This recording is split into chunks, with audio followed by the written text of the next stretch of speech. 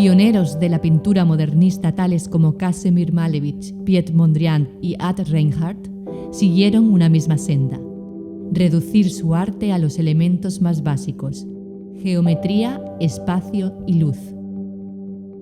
El consagrado medio de la pintura al óleo sobre lienzo bastaba para sus austeras ambiciones.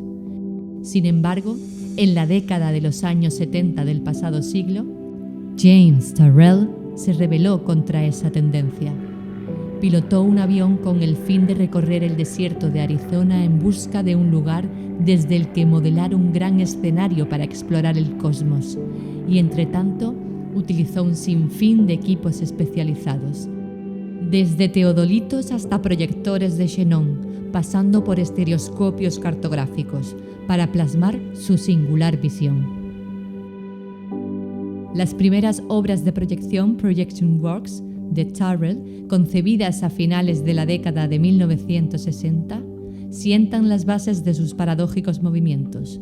Juegan con menos y más. Menos en términos de aquello a lo que se renuncia: pintura, lienzo, dibujo, movimiento, sonido y materia. Más en términos de la materialización absoluta del fenómeno más omnipresente, a la par que intangible: la luz. La dialéctica entre el interior, la percepción subjetiva de un espectador o el hilo conductor del encierro, y el exterior, el cielo propiamente dicho o las perspectivas ilusorias de la serie Wedgework, por ejemplo, invoca reversiones similares a las que comenzaron a aflorar en la época romántica.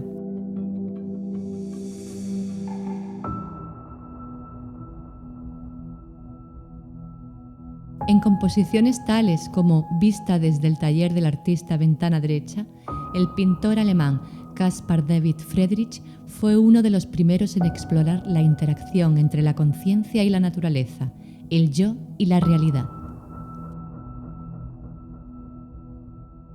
Turrell reorientó la trayectoria de esa mirada cuando declaró: mis obras no son una mirada, sino una exploración.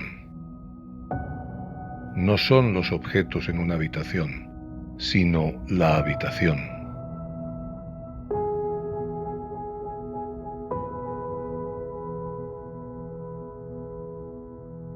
La romántica puesta en escena de Friedrich se repetiría a menudo a lo largo del siglo XIX, pero fue a comienzos del XX cuando dio un giro radical. En la asombrosa Porte-Fenêtre à Collioure, Puerta-Ventana en Collioure, de Henri Matisse, el ámbito fuera de la estancia se convierte en un campo de sombra total, definido en sus bordes por las columnas de la ventana, de una pálida luminosidad azul suave. Así pues, se funden interior y exterior. La luminosa arquitectura de Matisse presagia tácitamente la sosegada intensidad de las proyecciones de Turrell.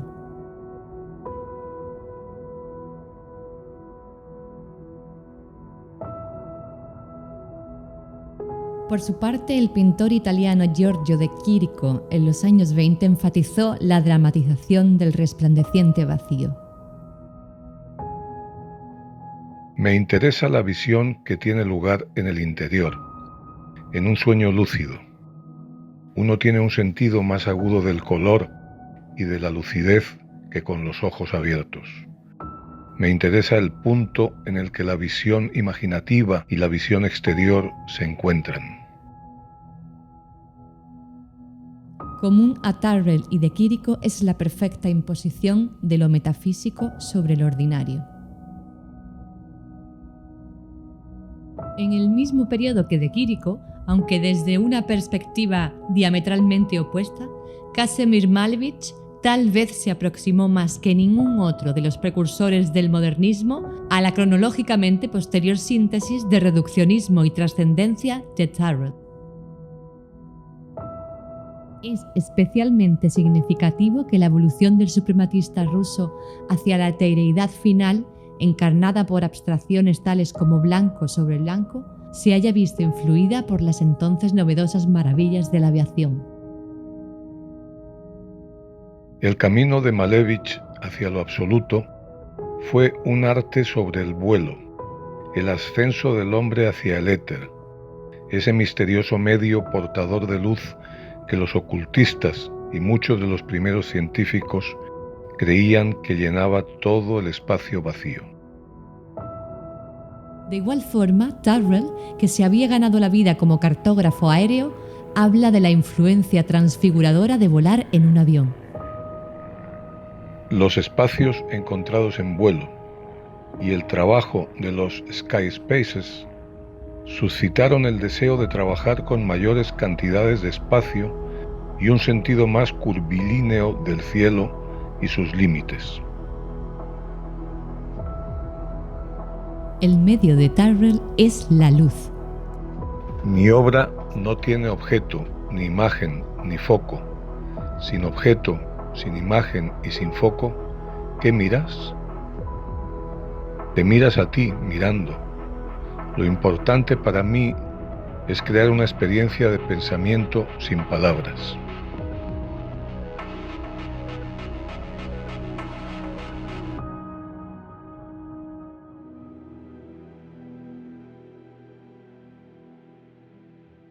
Durante más de medio siglo, el artista estadounidense James Tyrrell ha trabajado directamente con la luz y el espacio para crear obras que se confrontan a los espectadores con los límites y el milagro de la percepción humana.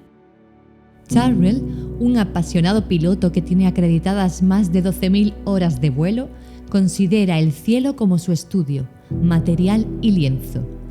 El crítico de la revista The New Yorker, Calvin Tompkins, escribió: «Su obra no trata sobre la luz ni es una representación de la luz, es la luz, la presencia física de la luz que se manifiesta de forma sensorial». Espoleado por su formación en psicología de la percepción y por su fascinación desde niño con la luz, Tyrrell comenzó a experimentar con el fenómeno luminoso como medio en el sur de California hacia mediados de la década de 1960. Para apreciar mejor las denominadas proyecciones, conviene regresar al momento y el lugar de su nacimiento. El momento fue el otoño de 1966. El lugar, el antiguo Mendota Hotel, en Ocean Park, Venice, un barrio residencial de Los Ángeles. A lo largo de un periodo de 2 años, Tyrrell transformó el interior del edificio en una serie de espacios a modo de cajas blancas.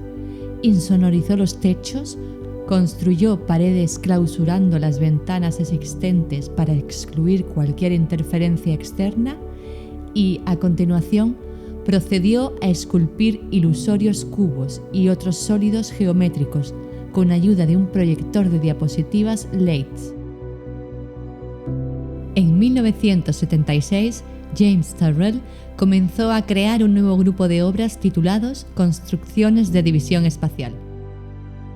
Las estancias que acogen estas obras son entornos autónomos divididos en 2 secciones distintas: el espacio visual, en el que entra el espectador, y el espacio sensorial, en el que se produce la luz.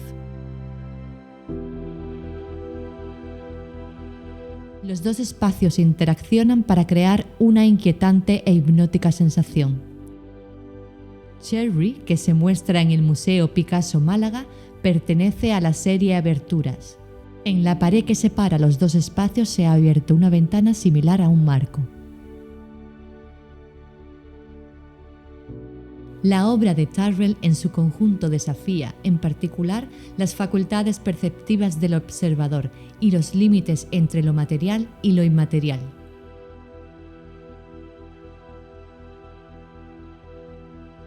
Famoso por sus instalaciones inmersivas que enfrentan a los espectadores con los límites de la percepción y partiendo de una concepción científica de los efectos de la luz y una peculiar visión artística, concibe mudas reflexiones sobre el tiempo y el espacio que resultan tan relevantes hoy en día como lo han sido a lo largo de la historia de la humanidad.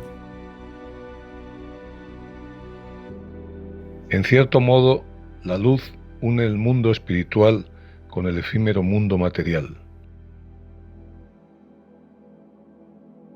El amor de Tyrrell por la pintura queda patente en las instalaciones de su serie Wetwork.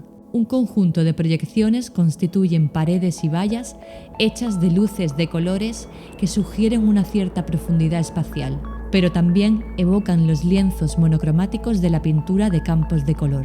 Una persona que contempla o mira atentamente un campo unificado, indiferenciado, comienza a experimentar alucinaciones y a presentar síntomas de un estado alterado de conciencia.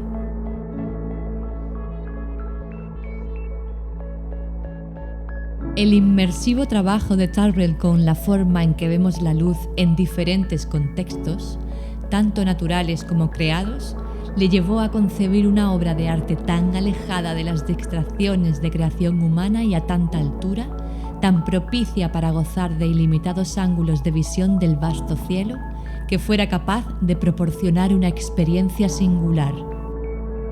Tras una exhaustiva búsqueda, encontró las condiciones ideales en el Roden Crater. Desde que en 1977 adquiriera el inactivo cono volcánico, Tyrrell ha ido moldeando el Roden Crater hasta convertirlo en un emplazamiento que contiene túneles y grietas que se abren a unos cielos prístinos, captando la luz directamente del Sol en las horas del día y de los planetas y las estrellas por la noche.